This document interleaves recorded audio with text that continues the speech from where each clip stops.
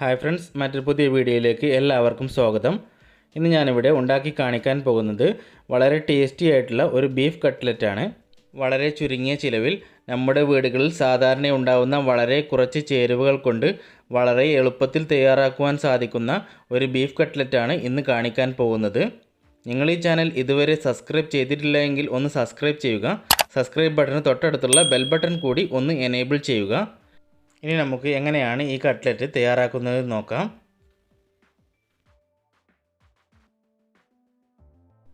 ആദ്യമായി ഇതിന് മസാല തയ്യാറാക്കുന്നതിനായി ഒരു പാനിലേക്ക് 3-4 ടീസ്പൂൺ സൺഫ്ലവർ ഓയിൽ ഒഴിച്ചു കൊടുക്കുക.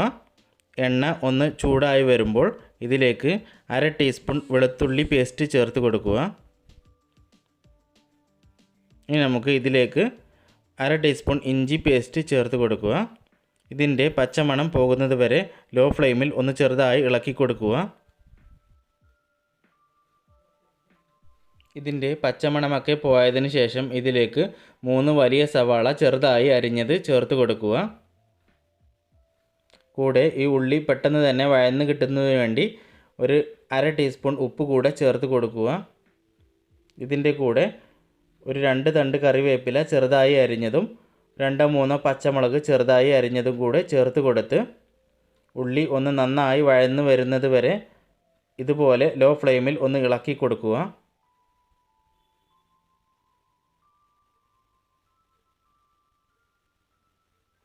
ഉള്ളി ഇതുപോലെ നന്നായി വഴന്ന് വന്നതിന് ശേഷം ഇതിലേക്ക് 1/2 ടീസ്പൂൺ മല്ലിപ്പൊടി, 1/2 ടീസ്പൂൺ കാശ്മീരി മുളക് പൊടി, ഒരു 1/4 ടീസ്പൂൺ മഞ്ഞൾപ്പൊടി,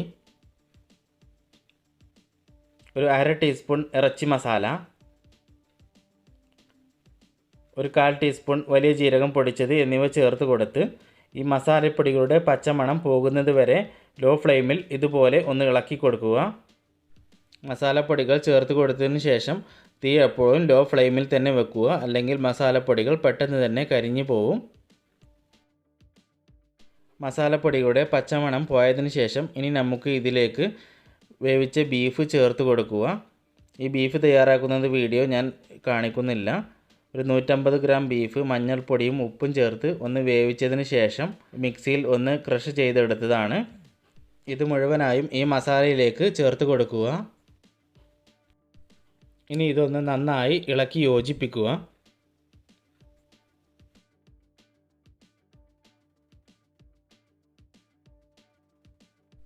മസാലയും ബീഫും നന്നായി മിക്സ് ചെയ്ത ശേഷം ഇനി നമുക്ക് ഇതിലേക്ക് ഉരുളക്കിഴങ്ങ് പുഴുങ്ങിയത് ചേർത്ത് കൊടുക്കുക. ഞാനിവിടെ ഏകദേശം മീഡിയം സൈസ് 3 ഉരുളക്കിഴങ്ങാണ് എടുത്തിട്ടുള്ളത്. ഇത് ഉപ്പും മഞ്ഞൾപ്പൊടിയും ചേർത്ത് കുക്കറിൽ ഒന്ന് പുഴുങ്ങിയെടുത്തതാണ്. ഇനി നമുക്ക് ഇതുപോലെ ഒന്ന് നന്നായി മിക്സ് ചെയ്തെടുക്കണം. ഇനി നമുക്ക് ഈ മസാലയിലേക്ക് കുറച്ച് മല്ലിയില ചെറുതായി അരിഞ്ഞത് കൂടി ചേർത്ത് കൊടുക്കുക. മല്ലിയില മുഴുവനായി ചേർത്ത് കൊടുത്തതിന് ശേഷം ഇനി നമുക്ക് ഇതൊന്ന് നന്നായി ഇളക്കി കൊടുക്കുക. അതിനുശേഷം ഒരു 15 മുതൽ 20 മിനിറ്റ് വരെ തണുക്കാനായി ഈ മസാല ഒന്ന് മാറ്റി വെക്കുക. ഇപ്പോൾ മസാല എല്ലാം നന്നായി തണുത്ത് വന്നിട്ടുണ്ട്. ഇനി നമുക്ക് ഇതൊന്ന് ഷേപ്പ് ചെയ്തെടുക്കണം. അതിനുവേണ്ടി ഞാൻ ഇവിടെ ഇതുപോലെയുള്ള കട്ട്ലറ്റിൻ്റെ ഒരു മോൾഡാണ് എടുത്തിട്ടുള്ളത്. ഇത് ഇപ്പോൾ നിങ്ങൾക്ക് സൂപ്പർ മാർക്കറ്റുകളിലും പാത്രങ്ങൾ വിൽക്കുന്ന കടകളിലുമൊക്കെ ലഭിക്കും. അല്ലെങ്കിൽ കൈ ഉപയോഗിച്ച് ഒന്ന് പരത്തിയെടുത്താലും മതി. ഇതുപോലുള്ള പല വലിപ്പത്തിലും പല രൂപത്തിലുമുള്ള മോൾഡുകൾ ഇപ്പോൾ എല്ലാ കടകളിലും ലഭിക്കുന്നുണ്ട്. ഇതിൻ്റെ അടിഭാഗത്തുള്ള മഞ്ഞ ഭാഗം പ്രസ് ചെയ്തിട്ടുണ്ടെങ്കിൽ ഇതുപോലെ നമുക്ക് കട്ട്ലറ്റ് ഇതുപോലെ നല്ല ഷേപ്പിൽ ലഭിക്കുന്നതാണ്. ഇനി ബാക്കിയുള്ള മസാലയും ഇതുപോലെ മുഴുവനായി ഷേപ്പ് ചെയ്തെടുക്കുക.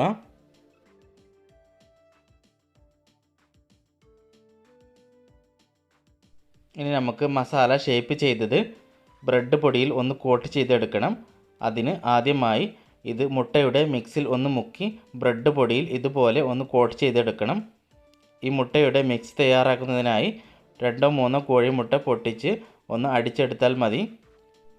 റസ്ക് പൊടി ഇപ്പോൾ കടയിൽ റസ്ക് പൊടിയായി തന്നെ വാങ്ങാൻ കിട്ടും. അത് കിട്ടാത്തവർക്ക് റസ്ക് വാങ്ങിയിട്ട് മിക്സിയുടെ ജാറിൽ ഒന്ന് കറക്കിയെടുത്താൽ മതി. ഇനി ബാക്കിയുള്ളതും ഇതുപോലെ തന്നെ റസ്ക് പൊടിയിൽ ഒന്ന് കോട്ട് ചെയ്തെടുക്കുക. ഇപ്പോൾ എല്ലാ മോൾഡുകളും ഇതുപോലെ റസ്ക് പൊടിയിൽ കോട്ട് ചെയ്തെടുത്തിട്ടുണ്ട്. ഇനി നമുക്ക് ഇത് എണ്ണയിൽ ഒന്ന് ഫ്രൈ ചെയ്തെടുക്കണം. അതിനായി ചീനച്ചട്ടിയിൽ എണ്ണ ഒഴിച്ചിട്ടുണ്ട്. എണ്ണ ചൂടായി വരുമ്പോൾ ഇതിലേക്ക് ഇതുപോലെ ഓരോന്നായി ഇട്ട് കൊടുക്കുക. നിങ്ങളുടെ ചീനച്ചട്ടിയിലെ എണ്ണയുടെ അളവിനനുസരിച്ച് മാത്രം ഇട്ട് കൊടുക്കുക. കൂടുതൽ ആയി ഇട്ട് കൊടുക്കരുത്. എപ്പോഴും ഇത് എണ്ണയിൽ മുങ്ങിക്കിടക്കണം. ഇടയ്ക്ക് ഇതുപോലെ ഒന്ന് ഇളക്കി കൊടുക്കുക. ഇതുപോലെ നന്നായി ബ്രൗൺ നിറമായി വരുമ്പോൾ എണ്ണയിൽ നിന്ന് കോരി മാറ്റുക.